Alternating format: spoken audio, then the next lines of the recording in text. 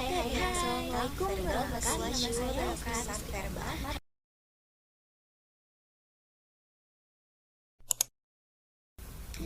Assalamualaikum warahmatullahi wabarakatuh. Hai. Perkenalkan, nama saya Ismail Istiqomah, NIM 0402002 dari program studi Ilmu Komunikasi.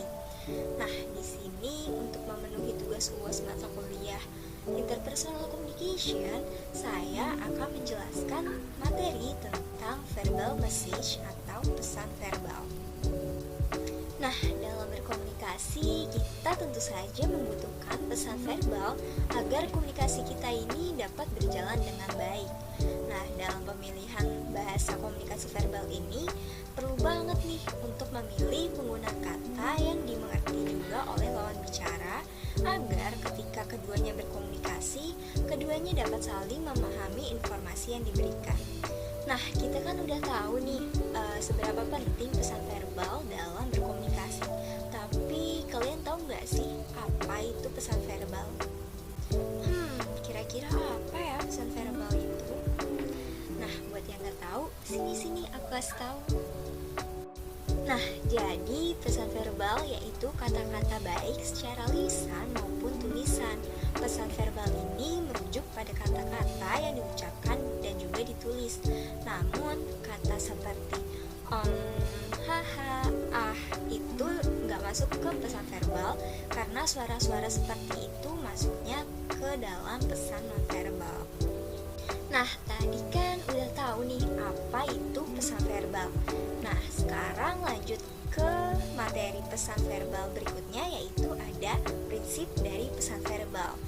Nah, prinsip yang pertama yaitu pesan dikemas. Nah, maksudnya dari pesan dikemas ini tuh apa sih? Nah, maksudnya di sini yaitu kita nggak boleh terlalu mudah untuk menginterpretasikan pesan orang lain. Jadi, dalam memahami pesan perlu banget nih buat kita untuk melihat keseluruhan pesan, kayak gimana sih orang tersebut bereaksi pada situasi tertentu dan lain-lain. Nah, kemudian kita lanjut ke prinsip yang kedua ini, ada makna pesan ada pada orang. Maksudnya apa sih? Nah, maksudnya yaitu makna pesan ini tidak hanya bergantung pada pesan verbal dan non-verbalnya saja loh. Si penerima pesan ini tidak hanya menerima pesan, tetapi ia juga harus menginterpretasikan pesan tersebut dengan perspektif sosial dan budaya yang dimiliki. Kayak misalnya, kita berinteraksi sama orang Batak. Nah, orang Batak itu kan terkenal kalau ngomong emang kayak keras gitu kan. Nah, saya sebagai orang Jawa bisa saja tersinggung. Tetapi karena saya menyadari bahwa orang tersebut adalah orang Batak, maka saya memaklumi hal tersebut.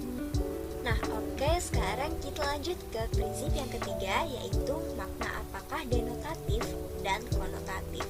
Nah, ketika seseorang mengatakan, apakah kamu setuju? Dan orang tersebut mengangguk, ini dinamakan denotatif karena hanya menyatakan bahwa seseorang setuju. Sedangkan makna konotatif yaitu cenderung ke pesan-pesan nonverbal seperti tersenyum, terus kedipan mata, dan sebagainya. Nah, prinsip selanjutnya yaitu ada pesan bervariasi dalam kesopanan. Nah, jadi ada kesopanan dalam inklusi dan enklusi. Apa sih maksudnya kesopanan dalam inklusi dan enklusi?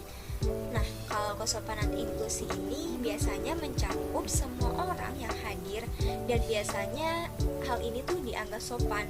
Nah, kalau kesopanan inklusi ini dia sebaliknya. Jadi dia itu kayak mengecualikan suatu kelompok budaya tertentu dan hal ini tentu saja dianggap tidak sopan. Terus ada juga yang namanya kesopanan dalam online. Jadi kesopanan dalam online ini tuh menjelaskan tentang bagaimana cara kita untuk menggunakan bahasa yang tidak menyinggung, jangan spam chat, jangan plagiat, dan sebagainya. Nah, kemudian ada prinsip selanjutnya yaitu pesan bisa anonimus atau onimus. Nah, sebenarnya pesan anonimus ini tuh dapat memudahkan seseorang untuk mengekspresikan perasaannya seperti kesedihan, ketakutan yang tidak akan mereka ungkapkan secara terbuka. Namun, anonimus ini tuh juga punya kelemahan yaitu dapat mendorong seseorang untuk bertindak ekstrim, kayak contohnya mengirim hate speech ke orang lain. Nah, kemudian kita lanjut ke prinsip berikutnya, ada makna pesan bisa menipu. Nah, di sini itu ada 4 jenis kebohongan. Yang pertama ini ada penipuan prososial. Nah, jenis ini tuh biasanya dilakukan untuk menguntungkan orang yang membohongi atau dibohongi. Nah, ini tuh kayak contohnya biasanya di media sosial ini kan ada kayak konten-konten kreator yang suka membagikan makanan atau kayak uang ke warga biasa, kayak ke pedagang, anak kecil dan lainnya. Terus kayak konten kreator ini tuh juga bisa mempromosikan dagangan dari warga. Nah, terus netizen tuh suka berspekulasi kalau hal itu tuh hanya untuk kepentingan si konten kreator ini semata, yaitu untuk menambah followers atau kayak untuk meramaikan akunnya.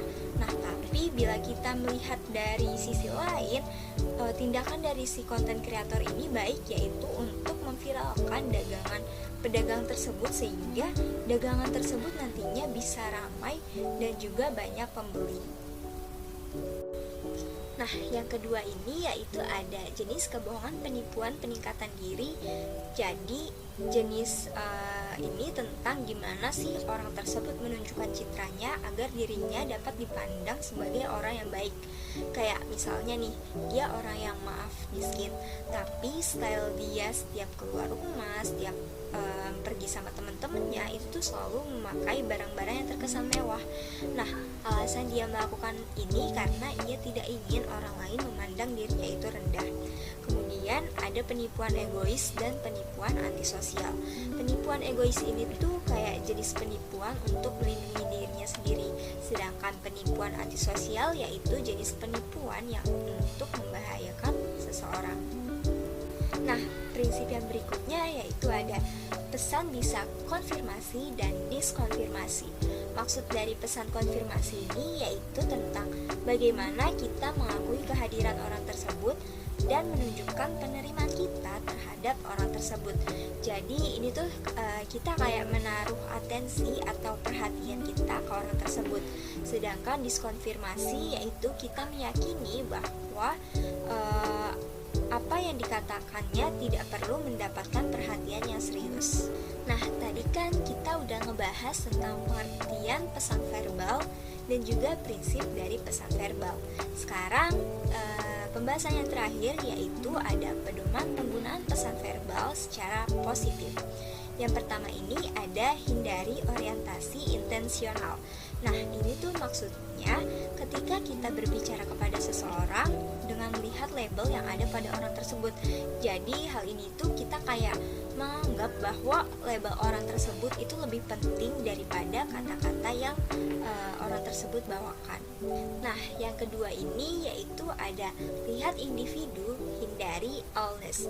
Jadi maksud dari jenis ini yaitu ketika kita kenal seseorang dan kita nih kayak udah ngerasa deket banget sama orang tersebut, sehingga kita menilai bahwa kita tahu segalanya tentang dia.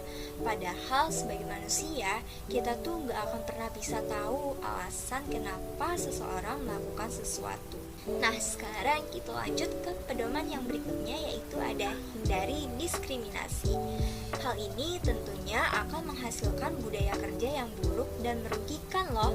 Nah, ini tuh kayak ngejelasin kita mempunyai stereotip kepada suatu kelompok individu, terus kita tuh kayak gagal melihat bahwa masing-masing dari mereka memiliki ciri khas unik yang perlu diperhatikan secara individual. Nah, sekarang kita lanjut ke pedoman yang terakhir, ada hindari polarisasi.